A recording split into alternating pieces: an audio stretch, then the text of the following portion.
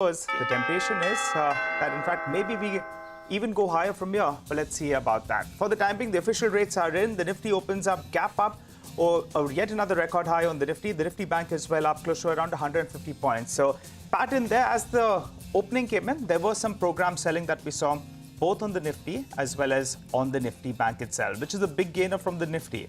Well, you have Power Grid that's up close to around 2%. Infosys as well is up close to around 1%.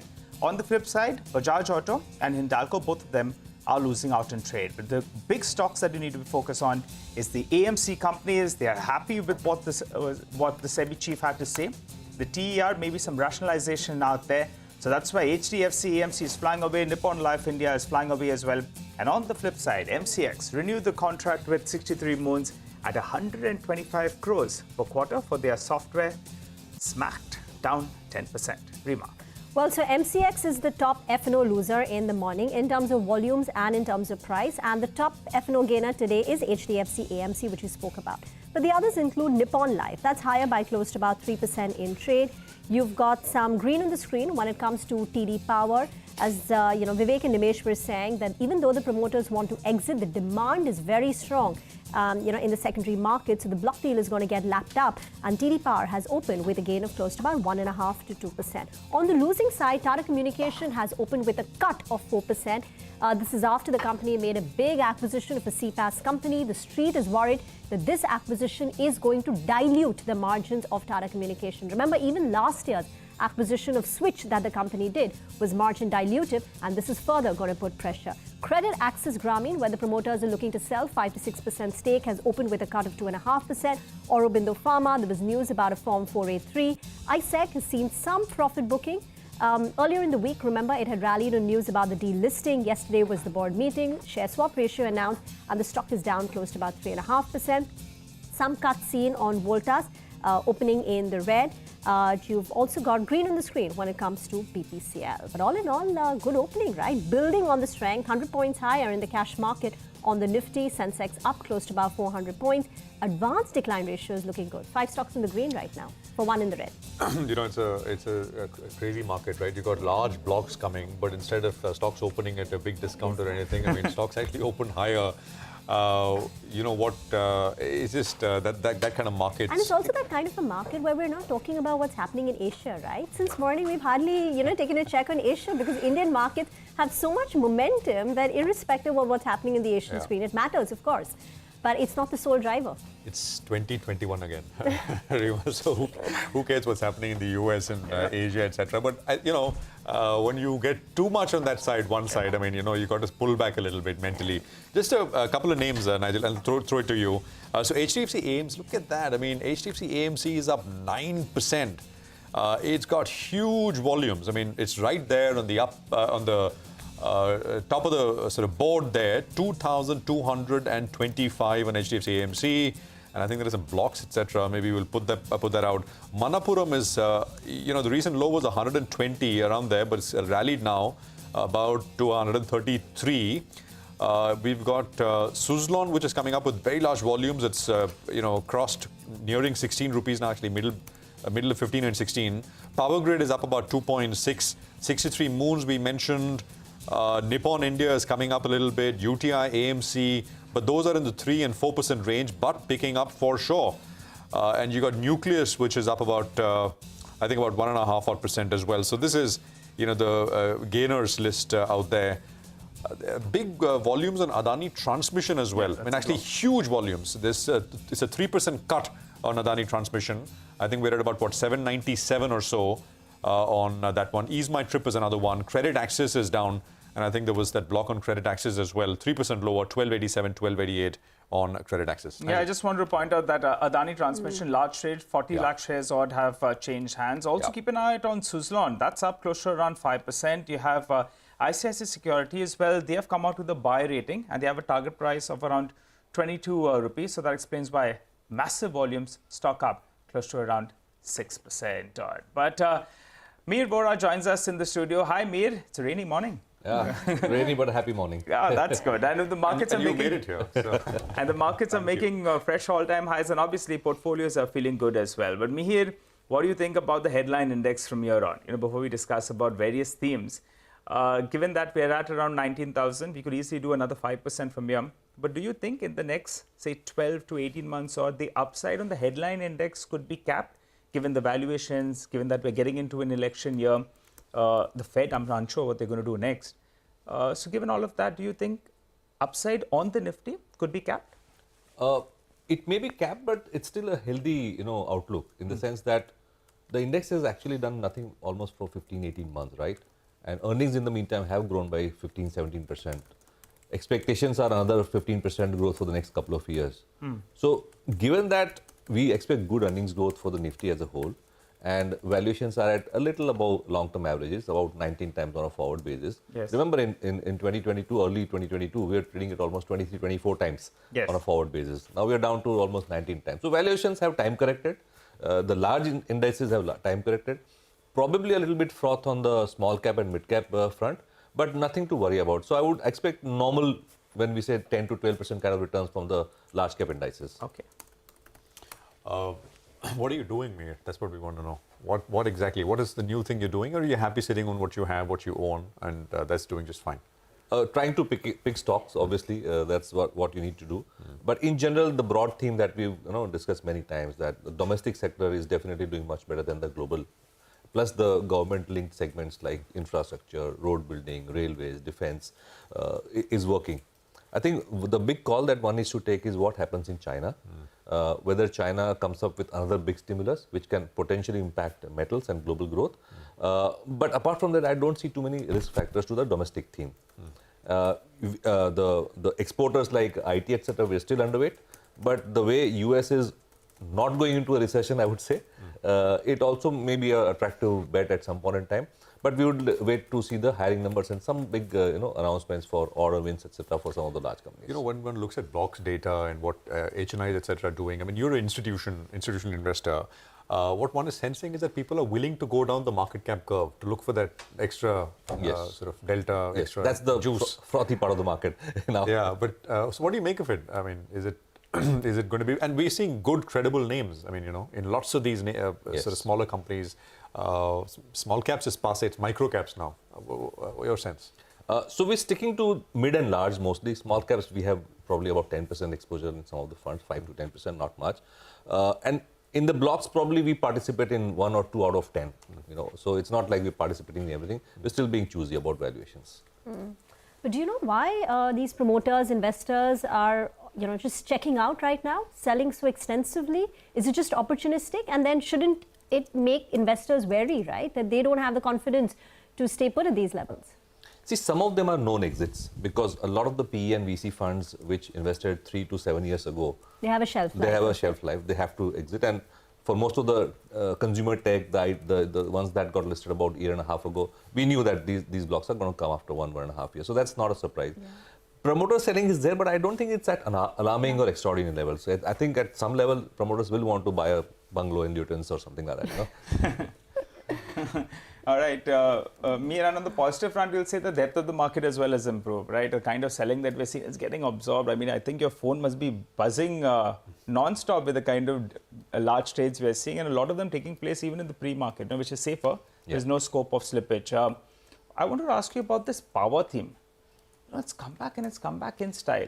You could play it various ways. The Genco's overdues have come down, so you could play the financiers. You could play smart meters, you could play renewable. How are you all approaching this space? Because there's a lot of excitement out there and various themes to play it as well. So we're still playing it mostly to gensets. The thermal theme used to be the big theme. That's no longer a theme. And in the renewable space, frankly, there are very few listed companies that one can participate in. So the big action is happening in solar. Very few companies which are, direct exposure or indirect exposure to solar. Yeah. And probably even if they are there, probably they have some of them have debt issues and, legacy issues. Yeah. So apart from utilities, there are very few plays, frankly, in the power space because thermal is still not a big theme. Thermal is not a big theme. Financials, Mihir, especially NBFCs, how much exposure do you have there? Are you increasing exposure to the NBFC space? Yes, significantly more than what we used to have, say, 6 months ago. especially in the private sector NBFCs, of course, not so much in the public sector or And which what kind of housing finance, or is it across the board? What we are seeing is that essentially retail lending continues to gain traction. There are still any alarming signs of NPAs building up in those pockets, and margins happen to be some of the best, especially in the low affordable housing and those kind of segments. Whether you talk about gold, affordable housing, even unsecured credit if done the right way.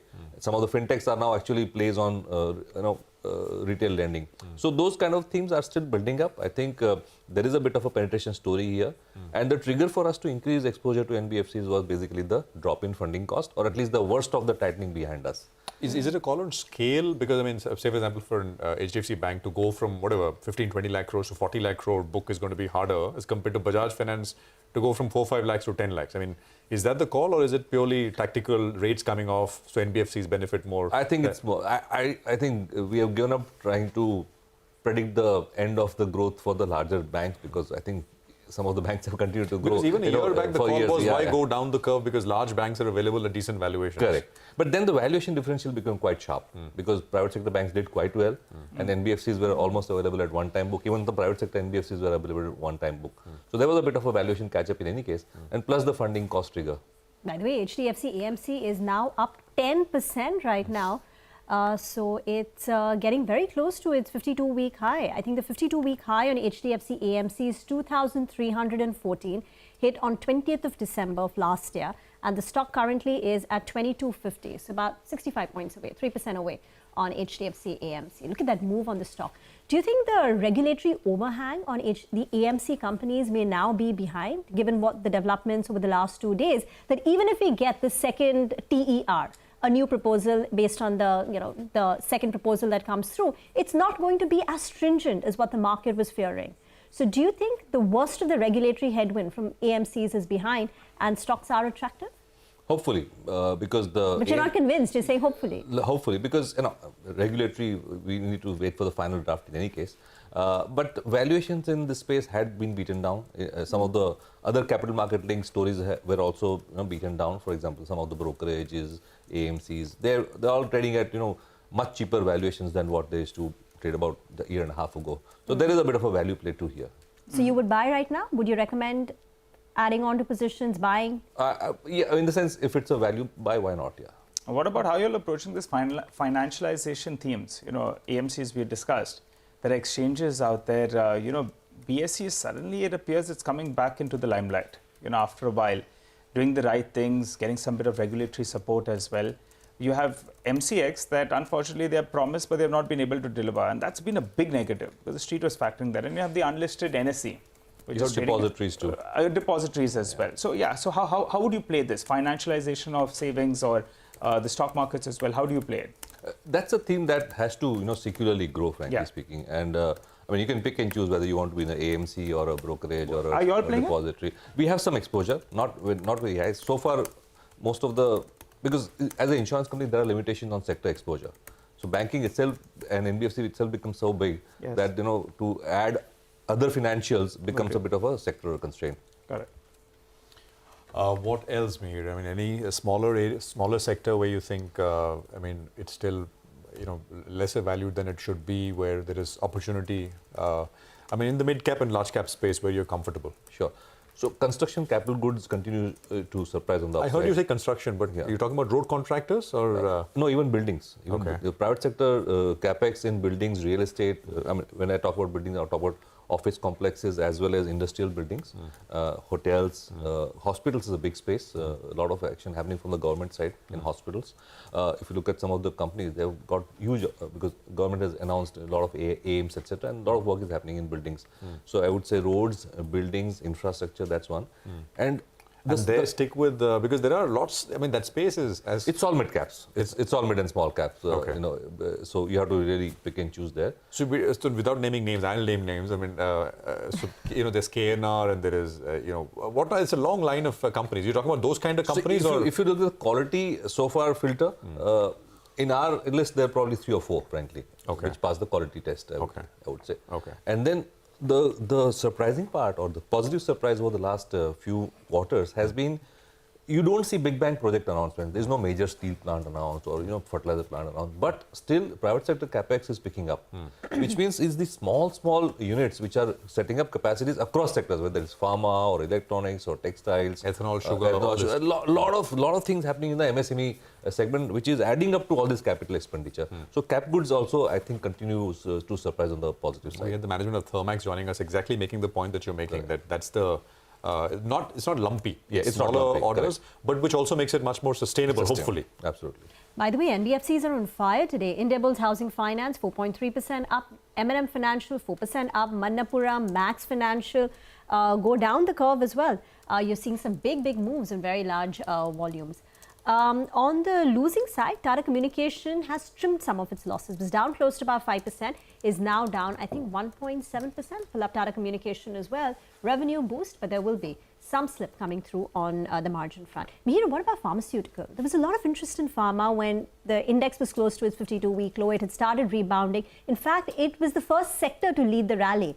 But now, again, in the last 1 month, we're not hearing too many people coming out and say, buy now, buy now. Where do you stand on pharma and the individual subsectors in that? So valuations are attractive. Still. The call on pharma, I think, will be whether generic pricing pressure in the US has bottomed out.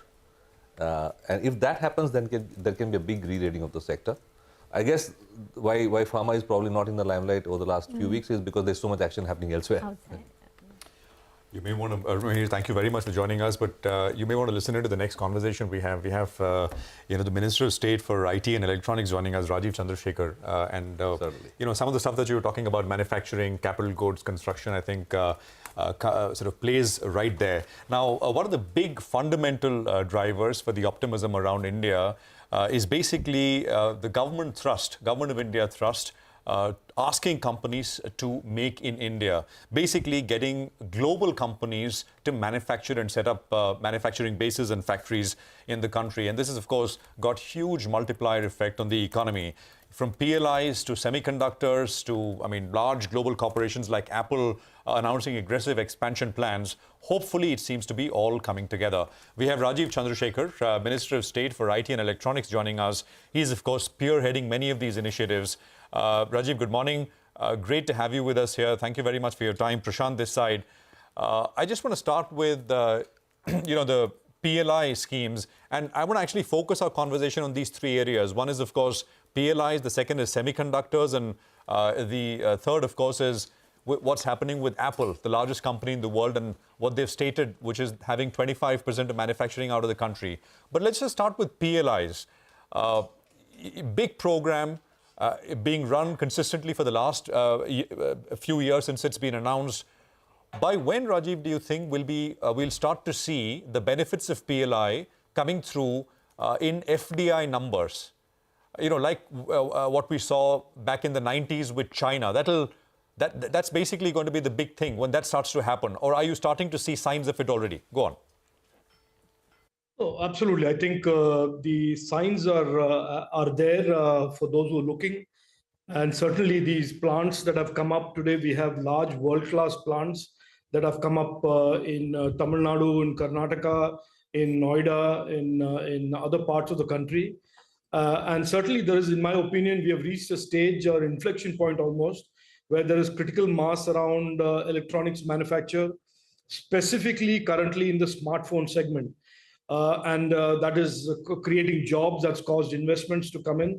And more importantly, I think the almost total absence of India in the global value chains of electronics, which was the case in 2014, is now being transformed into where India is slowly and steadily increasing its share and presence on these electronics GVCs. And as you know, the electronics GVCs, apart from hydrocarbons, they are the second most traded commodities in the world today. At the global trade of electronics about 1.6 trillion. And so our presence today is certainly a far higher presence, a far more significant presence than in 2014. All the major brands are certainly in India today and exporting. Both Samsung and Apple, the big brands, and then there is a slew of other brands that are smaller brands, including Indian brands. So I think we are at a stage where the PLI for smartphone has certainly translated into a very successful one, creating jobs, investments, and increasing share of the GVCs of that category. Morning, sir. So I believe mobile phone exports from India crossed $11 billion last year, doubling compared to the previous year. What could that number look like in FY24? And secondly, we've got Apple, which has announced big grand plans, for setting up shop in here in India. Are there proposals from other smartphone manufacturing companies to set up base here? Look, the two biggest global brands in smartphones, as you know, are Apple and Samsung. Both of them have very, very significant presences in India. Samsung directly and Apple through its network of EMSs, Foxconn, Wistron, Pegatron, the network of companies that manufactures for them. And they are already here and they are really now focused on growing their volumes and growing their exports. We have last year crossed 1 lakh crores in exports, which is a significant number, considering that in just 8 years ago, we were not just not exporting, we were almost importing 82% of all smartphones consumed in India. So it's a dramatic transformation and a dramatic expansion, both in terms of investments and volumes and exports in this particular category. The other important thing to watch out for, and this has been part of Prime Minister Narendra Modi's strategy, is as the volumes pick up in the original category, that is the smartphone in this case, the underlying supply chain components and all of these feeder industries that feed into this very complex and sophisticated supply chain are also beginning signs to show investments and growth in India. So a lot of the supply chains that have traditionally existed outside of India are also showing signs of moving to India. So I think we are at a very, very good place and there's a tremendous amount of tailwind for this category of products in electronics, which is a smartphone category. So do we have the numbers of what the smartphone exports were in the first quarter of FY24? I don't have the exact numbers with me, and so I don't want to speculate, but certainly we are on track to cross last year's by at least, as I understand it, at least by a factor of 35 to 40%. Last year, we were 1 lakh crores of exports. Smartphones are already the top 5 exported products from India today. So we've already crept into the top 5 as a category of exports. I don't have the exact numbers. There is obviously a certain lag between when the companies report the exports and when we get it. But I think we're on course to do a 40%, 35 to 40% growth in exports at the very minimum. Rajiv, one of the things which some point out is that with assembly, we are actually capturing the last 1.5–2% of the total value of the phone. What's the plan? I mean, will this, with what we have now, will this eventually do you have visibility that this will lead to both backward and forward integration? I'm assuming that is the plan, right? To get companies to make here and not just assemble here. Yeah, which is the point. Look, in the smartphone category, the making and the assembly are the same. What you are referring to is really the underlying sophisticated supply chain that creates the various parts that go into the end product, the display, the semiconductors, the PCBs, the discrete components, etc., etc. What is happening today is not just assembly, as in just putting it together and just packaging it and putting it out of the factory. There is the whole manufacturing of the PCB, populating the PCB, testing the phone, testing the PCB. There is a significant amount of value that is being added in what you refer to as the assembly process, and I refer to as the manufacturing process. And the strategy, to explain the strategy to you, the design of the PLI was aimed as a two-step game. First, to just create the volumes for the product, the actual original equipment.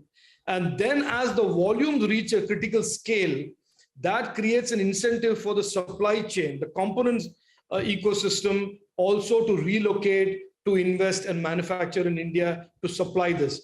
So I think the first phase of creating a credible presence, a trusted presence by India-made products in the global value chains has been more than established and has very successfully been met. And now the focus on the part of the government is to move the PLI impact into the ecosystem around the actual product, which is, like I said, you can see one piece of it is semiconductors, which you have already seen being rolled out and in play. And you will see now increasingly other parts of the component ecosystem also relocate to India from other jurisdictions or set up ab initio capacity in India. Hi, good morning, Mr. Chandrasekhar. Sir, since you mentioned the semiconductor issue, I want to know what is the status update of that Vedanta Foxconn push out there. They have reapplied, I think the 28 NM node is what they have put out there. So could you tell us, as of now, how do things stand and where are we in terms of approvals? Look, on the semiconductor space, there is a great deal of progress that have been made in the last 18 months across the ecosystem. So on design and innovation side, there has been tremendous amount of progress. We have almost 30 odd startups today that are creating next generation devices and chips. We have on the talent side made a lot of progress. We are just finishing the design and the final I's and T's being crossed on the research facility in Mohali. And on the fab and manufacturing front, you've seen the announcement for the Micron assembly plant that will be in Gujarat. It's a very, very big decision, very big investment in terms of strategic value. It's a memory player, and we see that as being value adding and adding to the products in smartphone and the IT hardware servers that are being manufactured in India and will be manufactured in India. On the fab, to your specific question on Vedanta Foxconn, they have chosen to reapply in a much more mature node, which is a 40 nanometer product category or device category. The 28 nanometer, I think they have been unsuccessful in terms of creating a technology partner or a technology alliance, which is obviously the critical part of a fab. And they have now reapplied as a 14 nanometer, more mature node, much more stable and higher yield technology. We are studying it. The proposal was only submitted a few days ago. We will study it and see if it meets our requirements of being a viable and credible proposal. And we will take our view on that with the help of all the external advisors that are part of the advisory board. Rajiv, just a couple of more questions on the semiconductor bit. I mean, so Micron has been the first application which has been approved under the Semicon scheme. So on that, right, again, I mean, as some have pointed out that the company is only putting in about $800 million out of the 2.75, which is the total cost. The rest will be borne by the center and the state.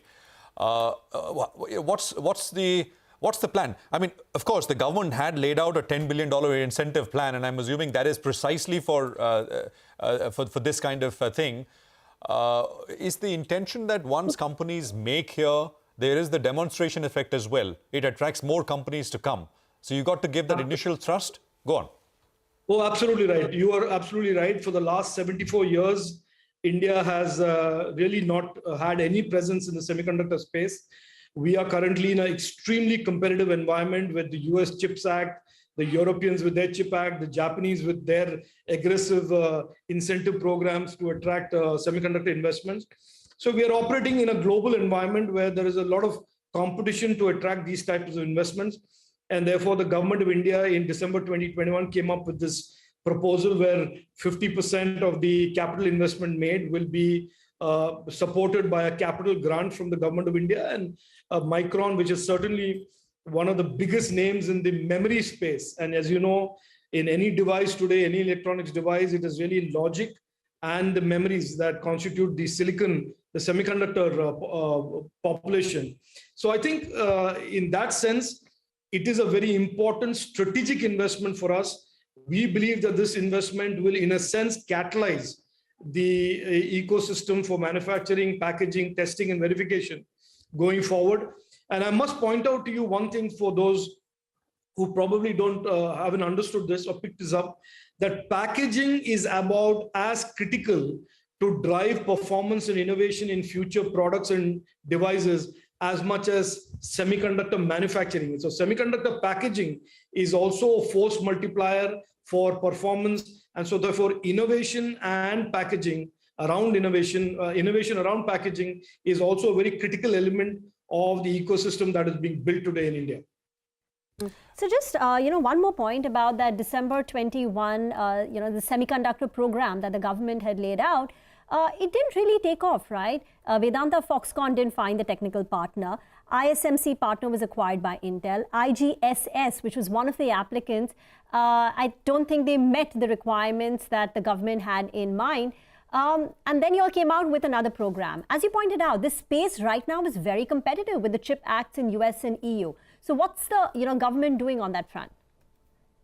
Look, I think, at the risk of busting that bubble of cynicism, let me say this. Nobody who sets out to build a semiconductor ecosystem believes it's something that happens in a snap. It is a fairly complex ecosystem to build, especially for a country like ours, which has really done very little in the last 70, 74 years. And so therefore, we have always seen this as a multi-year roadmap that we are building. It is certainly not about instant gratification or instant headlines. I can certainly say that maybe we should have kept the window open initially for more than 45 days.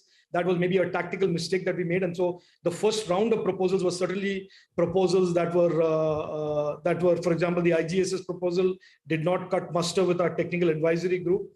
And so we've reopened the window. And like I said, I don't see this as something that is going to have only short-term goals. This is really a medium to long-term play about building an extremely competitive, innovative semiconductor and electronics ecosystem that in turn becomes a part of the global semiconductor and electronics value chains that is currently, as you know very clearly, is going through a process of being redrawn and redesigned as post-COVID people look for alternate destinations for their products and their devices. So I think I don't see this as anything but a natural process of being patient and building this ecosystem with focus and determination, which the Honorable Prime Minister has signaled from December 2021. The money is there, the capability and the intention of the government is there. And I think the world is currently certainly looking at India as a very, very attractive destination, both from a market as well as from an innovation and manufacturing hub point of view. Right, and we wish you all the best. Thank you very much, Rajiv, for joining us. It's a pleasure, and we hope to have many more conversations along the way as efforts are on to build that sort of ecosystem for semiconductors here. First steps taken, first company and the plans with Micron approved by the cabinet. Well, we'll take a very quick commercial break here with the news that the markets are doing just fine. We have the management of Birla Corporation joining us next. The company's been a big winner, surging nearly 40% in FY24 so far already. After that, we have the management of Karnataka Bank to discuss the growth and business outlook. Stay tuned. The conversation coming up next.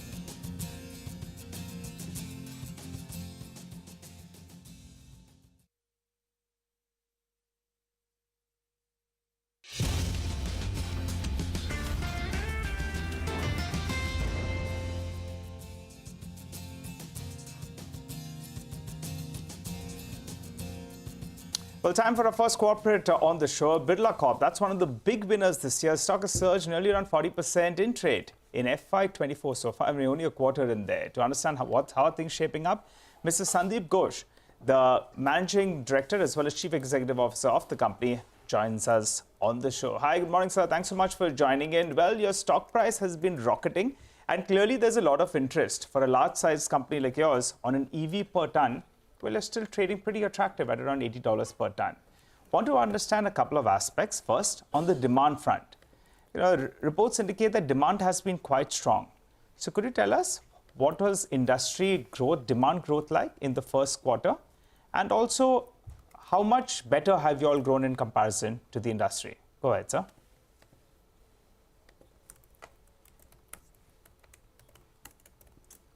Mr. Sandeep? Oopsie. All right. I think we'll have to, reconnect with Mr. Sandeep in just a bit. But clearly, that's been one of the big gainers. So we'll try to get more clarity in terms of, what's the view. Yeah, just the last few months up more than 25%. The move actually started in April. And now the street is baking in a better performance that's likely to come about in the coming quarter. All right, I think he's back with us. Hi, sir. Good morning. Mr. Sandeep, I hope our audio is reaching you now and we're audible. Yeah, thank you Lovely. so much. Lovely. So I was just congratulating you because the shareholders will be quite happy. In the last few months, your stock price is up 35 to 40%. So I wanted to understand that how has demand shaped up for the industry in the first quarter of this year? And how much better have you all grown in comparison to the industry? Thank you very much for having me over and giving Birla Corporation the platform to talk to you. First of all, the congratulations, I think, should deserve to the investors, who have placed their faith in us, the confidence in us. We as management do our job, try to do our job to the best of our abilities. And we are happy if that is being reflected in our share values as well as our, investors are getting rewarded for it. So that's a matter of satisfaction. Now, to answer your question specifically, industry volume growth has been, I think, quite healthy. We have been projecting for the year about everybody's projections seem to be that it'll be in the high single digits, 8 to 9%. First quarter, though, the growth we reckon has been in double digits.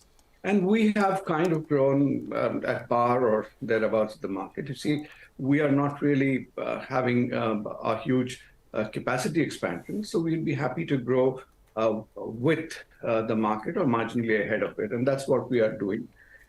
In terms of, the issue which will remain throughout the year is on pricing. Although there is, there's a softening on the cost side, because obviously for fuel, one doesn't see prices really going up, but at the same time, one would be worried for prices slipping. And therefore, we will look at the coming quarter with caution because that's the monsoons, how things shape up, though there are certain other tailwinds which might help. So that's the balance. But one is happy between the healthy mix, between the healthy growth of volume, and as long as prices hold, it's, I think, a fair deal. So why do you think there is a risk that prices may come down? If volume growth is in double digit, commodity prices are largely stable, what could lead to this cut in prices that you fear? No, see, there are two things. One is when I mentioned is the monsoon. That during the monsoon season, you do have a slackness in demand. But at the same time, I said there are certain tailwinds as well, because the kind of infra spending which is happening, you would have been reporting the growth one is seeing in real estate and housing right now. We expect with the elections down the line in the year, both the state elections in some major states, plus the Lok Sabha elections coming less than a year down the line, you will have a lot more spending on projects like Pradhan Mantri Awas Yojana and the rest of it. So those are good tailwinds. But one jury on the monsoon is still out. One is the absolute volume of monsoon, then the spatial distribution, and how it affects crops in various regions. But so far, the story has been, I think, encouraging. All right. The last time Birla Corp spoke to us, Mr. Sandeep, the guidance that was given was volume growth will be closer to around 15% for this year. That's FY24 on the whole, with EBITDA per ton hovering around 850 rupees per ton. Now, we have a fourth into the year. I don't want to ask you about this current quarter because obviously you're in silent period. But for the year, do you think those numbers are gettable? Volumes 15% higher, EBITDA per ton 850.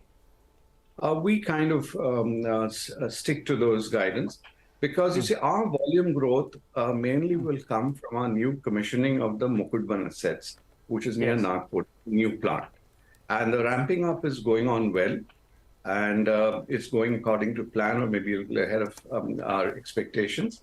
And if the market in that region, holds up, and if we see profitability in the market, there are two aspects. I'm quite confident the volume growth will come in any case, but then it will be a good boost to our bottom line because there we have a lot of fiscal incentives which will start kicking in, and that's going to be beneficial for our bottom line. All right, Mr. Sandeep, we don't get to speak to you very often, but what's the view on the jute business? Why don't you just get rid of it? I mean, it will be taking... Jute holds a lot of promise for the future. And okay, so you're positive on that. How do you see that business shaping up, sir? See, there are two parts to it. What I was just now telling you, I think jute has a lot of promise, not just for us, for the country as a whole. I'm personally disappointed, that the country has missed an opportunity in not including jute in the PLI because as a geo-fabric, jute would have been a great industry, and I think it's the opportunity missed even by the state government and the industry per se.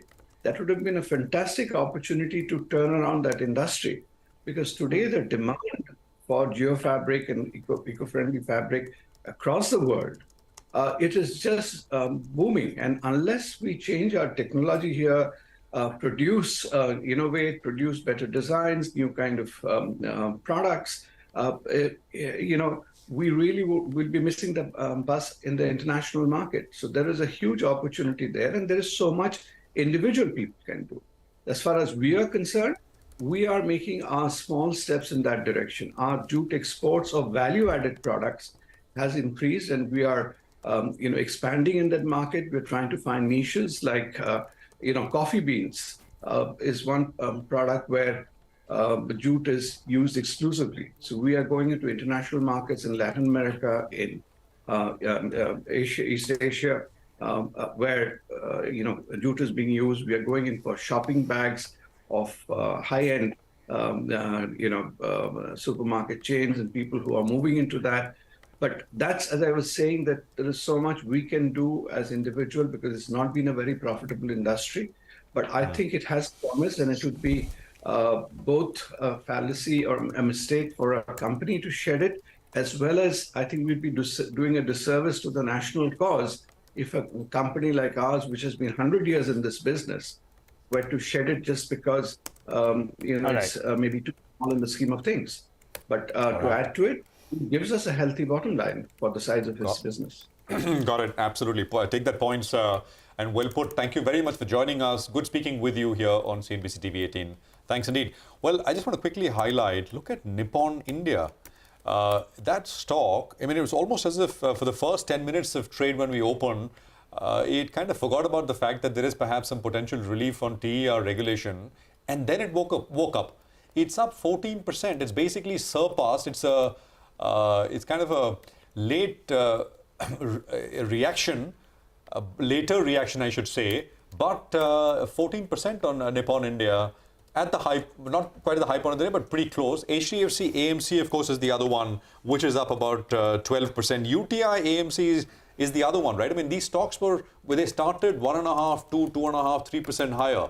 UTI AMC is also up 8.5%. So this is, I mean, clearly the big story of the day in terms of the market reaction. A hint, but a pretty clear hint from the SEBI chief that potential relief on the total expense ratio, and stocks are reacting big time. We'll, of course, hear details when that new consultation paper is put out. But for now, these are very large moves on large stocks. Rima. Okay, let's move on then. The RBI released its biannual report on asset quality on Wednesday. The gross NPAs are at near decade lows for the industry. The system-wide gross NPA ratio came in at 3.9% as of March 2023, and RBI stress test projections show that NPL could further decline to 3.6% by March 24. So to talk about the banking industry, the loan growth, the asset quality, we're now joined by Sri Krishnan H, the Managing Director and the CEO at Karnataka Bank. So before we get chatting about your loan growth, which was subdued in Q4 and how it's picking up in Q1 and hereafter, just a quick word on asset quality. Your gross NPAs were 3.74% as of March. Where do you see it headed by the end of this fiscal year? Good morning, and thank you for having me on this show. By the way, just to let you know that I'm just about 3 weeks old in the bank. I've just taken charge on 9th of June, and this is again Mangalore, non-Kannada person to take over, reflects on how progressive the board has been and the bank has been.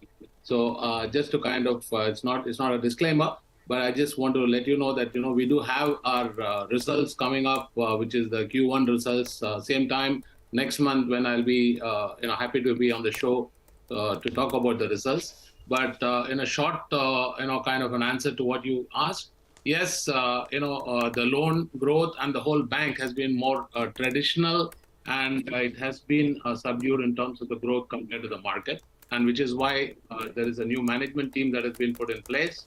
There is an executive director who's also new to the bank, and there is a whole lot of work that we are planning to do on repositioning and creating a new perception about Karnataka Bank to move away from a regional story to a national pan-India level story. If that gives you a sense of what we're doing. Yeah, Mr. Sri Krishnan, congratulations on taking over, and good morning. Prashant here. Could you then, because results are coming up and naturally you can't talk very short term, but talking slightly longer term smoothens sort of solves that problem. What's the vision, sir, for Karnataka Bank under you? In terms of, if you can just give us the big numbers that you want to get to. So good question. So let me just tell you what we want to do. This is actually the 100th year of the bank. And as I walked in, we are actually having centenary celebration. So we want to do two things. One is that on the 100th year, we want to have a 100th year startup of the bank, which will be the new bank, more digital, more focused on certain segments, which primarily would be MSME and retail driven. What it means is that today we have regional focus, which is comprising of about 14 economic pockets. And out of that, about 7 or 8 are in Karnataka, and the balance 6 are outside of Karnataka. So we want to really grow the business across, rather than being very inclusive only to Karnataka. That's step number one. Step number two is to enhance the digital delivery and also a digital acquisition, which is a very big thing. So there is a sector focus. There is also a kind of a channel focus that, we will bring about, which will contribute to two things. One is accelerated growth on the asset side. And this bank is known for, traditional customer service, where customers actually swear by the branch service and the excellence that, is provided. So which means that we need to capitalize on the inherent strengths of the bank. The inherent strength of the bank lies in credit evaluation and proposal, even at the branch level. So which means that a lot of automation and a lot of digitization that we can do to kind of enhance the bandwidth, as a result, enhance the volumes, and the asset growth and the CASA growth is something that, which will be a byproduct of all the efforts. So there is going to be the cash cow, which is the traditional bank running as it is. We are in the process of setting up a digital factory and analytic factory in Bangalore. And this would consolidate all of the tech operations, delivery, digital analytics, all put together. The bank would be far more outward looking compared to what it has been for the past 100 years. And while we celebrate our centenary, we'd also be kind of creating a startup and a complete sales culture, in the bank. All right. Good morning, sir. You must be fresh in your role out here, but you have 4 decades of experience across the banking vertical. So, it'll be interesting to see delivery from here on. Give us a couple of numbers, though, if you could do that. You've clearly told us you want to expand geographically, and digital will be a focus as well for you all. But I think the advanced book is close to around 60,000 crores odd. How do you see this number growing? If you have a target, say, in the next few years, where do you see this advanced number move to? Point number one. And also in the near term, that's for FY24, what kind of targets are you all working with, both on the loan book as well as on the NIMs, which were quite elevated for your low growth that you delivered in the past quarter?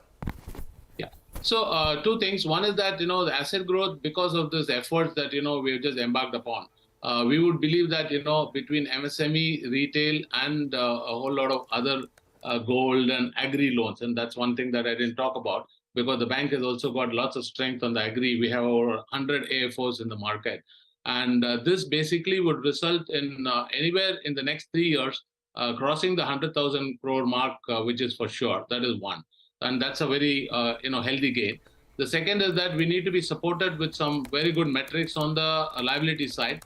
And because of which, the healthy NIM, which it is, to sustain this at the same level is something that, we need to focus on.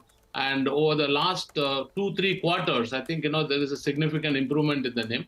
And we need to kind of at least maintain it at the same level.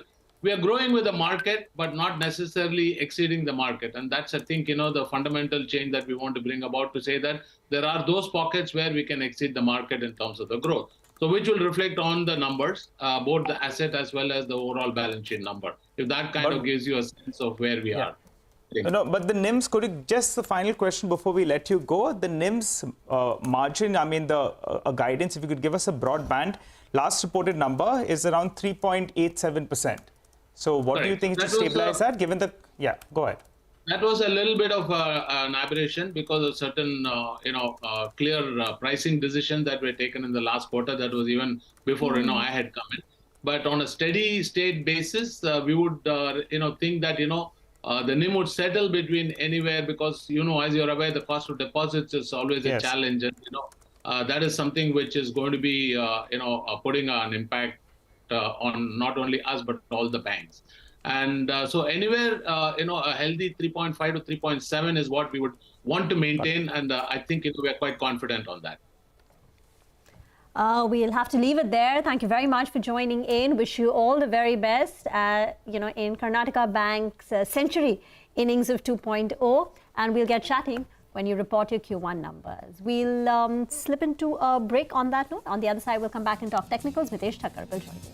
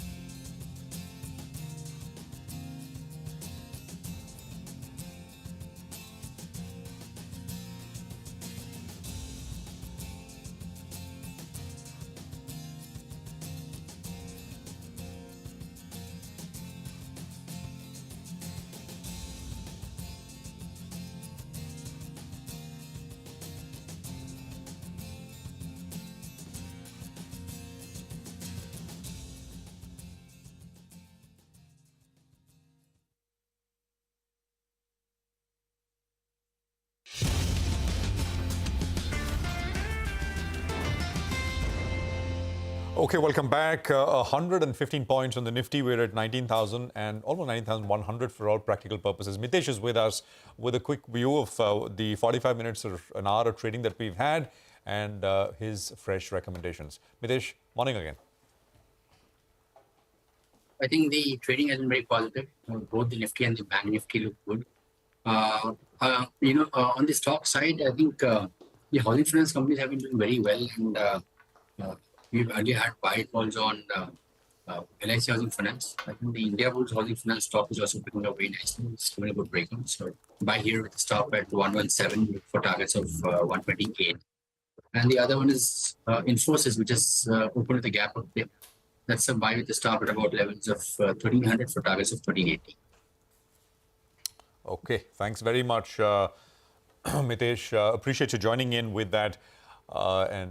That's the view coming in right now. We'll take a quick commercial break here. On the other side, my colleague Lata will get chatting with Manish Chokani of Enam Holdings to talk about the market touching record highs and what to do next. That's the question. Stay tuned. That conversation up next.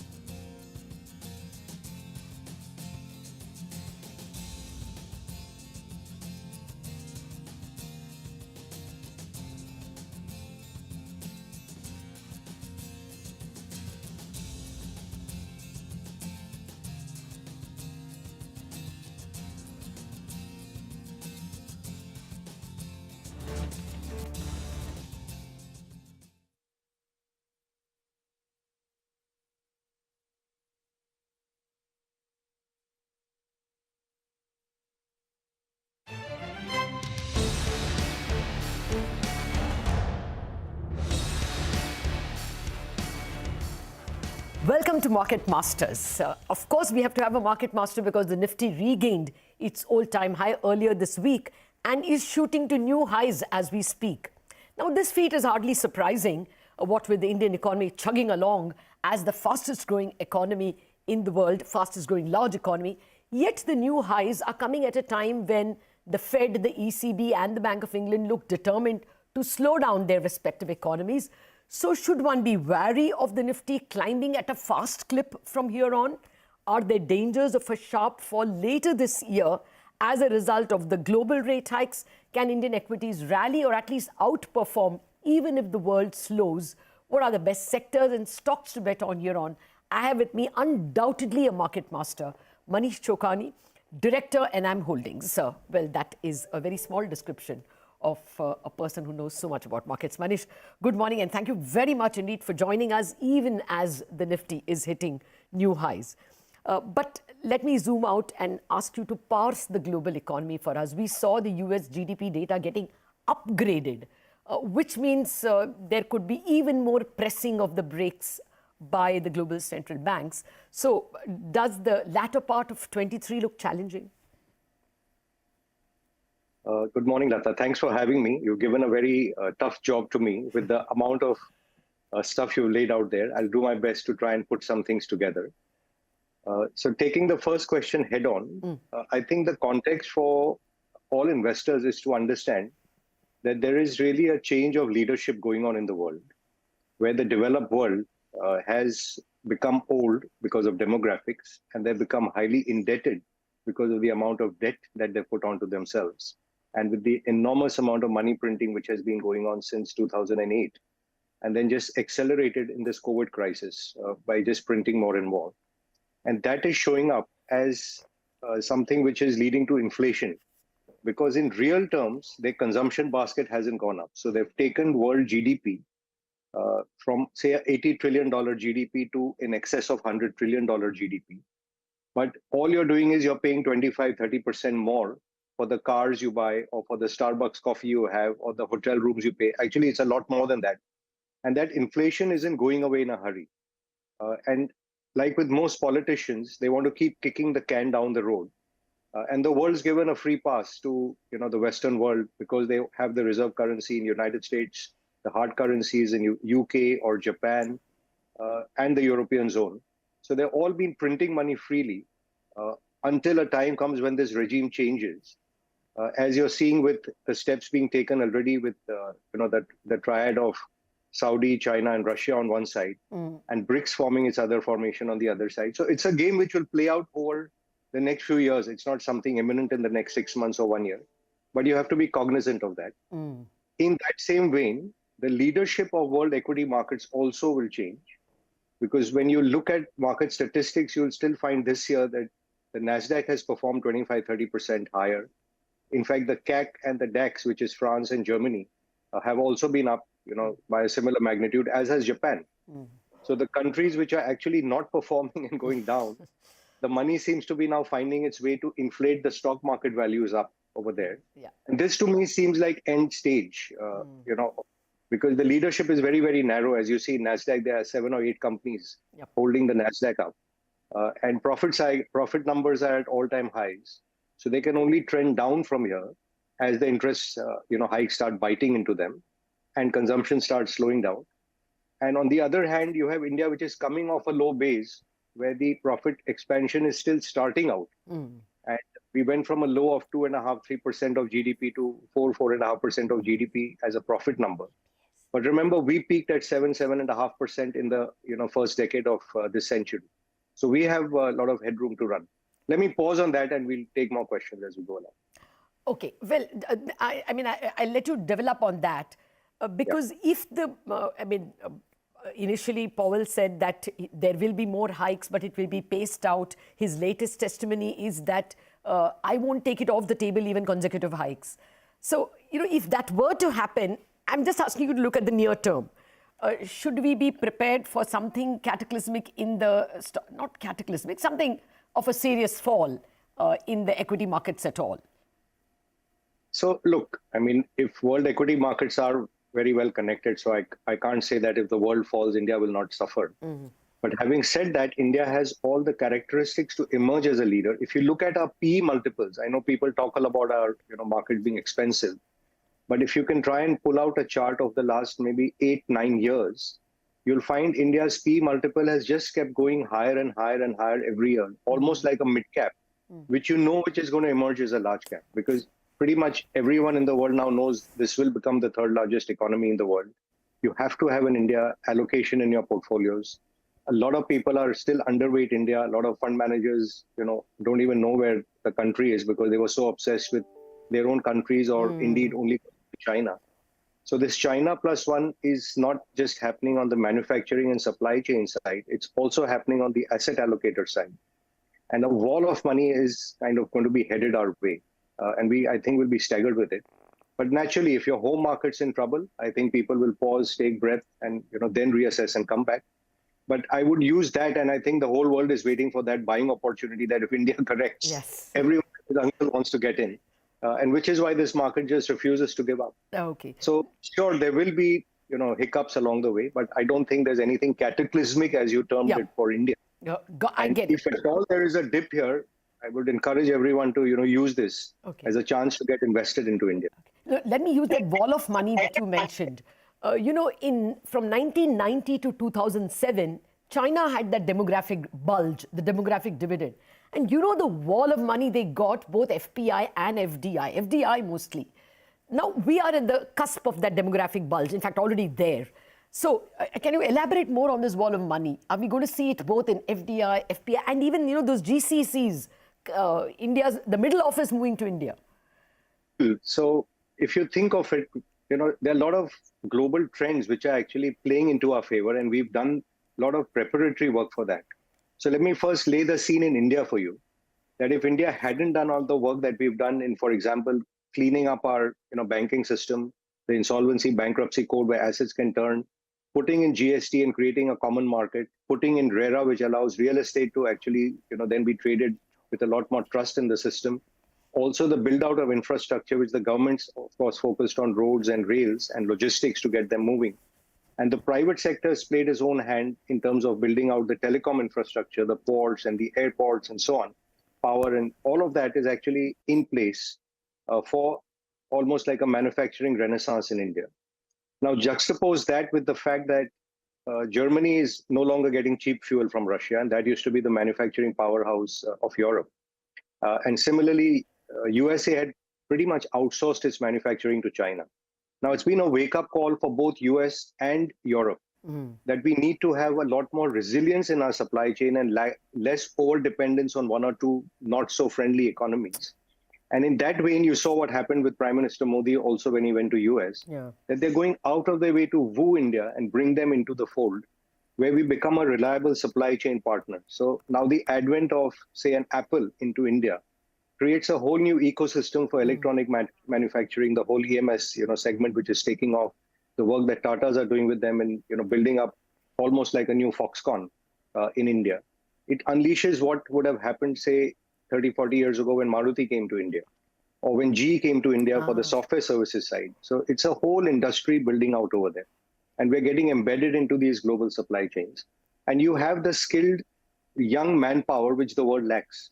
What's happened is after COVID, this work from home, people not wanting to work, they've got wealthy, they're just not showing up to work. You can't outsource it to China. Where do you go on scale? So while we were the back office to the world for IT, it's increasingly become the back office of the world even for other services. So, whether it's all the big five accounting firms or the management consulting, everyone is running their back offices on the services side in India. And I suspect this is slated to happen also on the manufacturing side. And we have done all the right things on a preparatory side with all the supply side reform in India to encourage all these players from overseas to come into India. So I think this trend accelerates. You will find a lot of money coming on FDI side. Private equity is sitting with a wall of money also waiting to be invested here. And of course, like I said, on the FPI side, I don't think there's a single investment committee in the world which is not actively looking to see how they can up their exposure to India. So it's a market which, like I said, each time there's a dip, there are 10 people waiting out, and each time the market gets slightly overpriced as we were 18 months ago, there's maybe 5 or 10% of the money or the chips are taken off the table, but they're finding the re-entry difficult.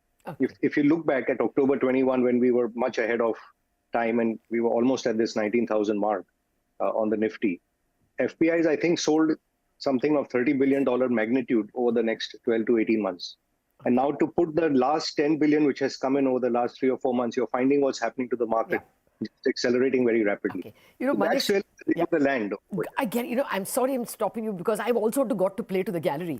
And this is the Bazaar audience. They'll kill me if I don't ask you about how do you participate in this?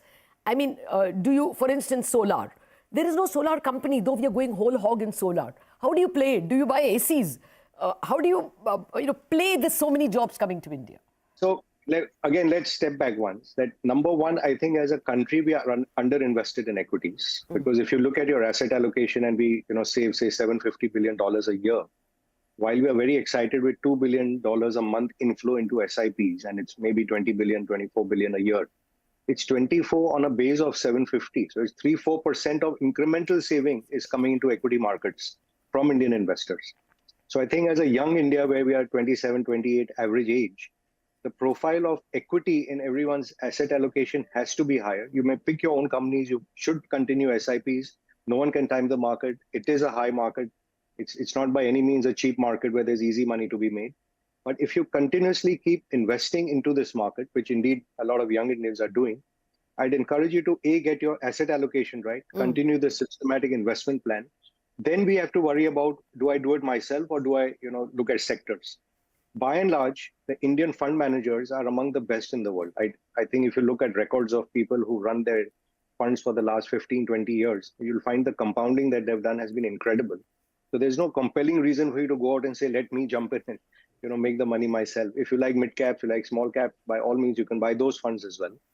However, if you do have a special edge, and like you said, if you're talking about solar, as just an example, the most obvious thing is not to go and buy the solar companies, but the people who benefit from that solar. Now, if you think of India, our Achilles heel has always been our lack of energy independence, and we were dependent on oil prices from abroad.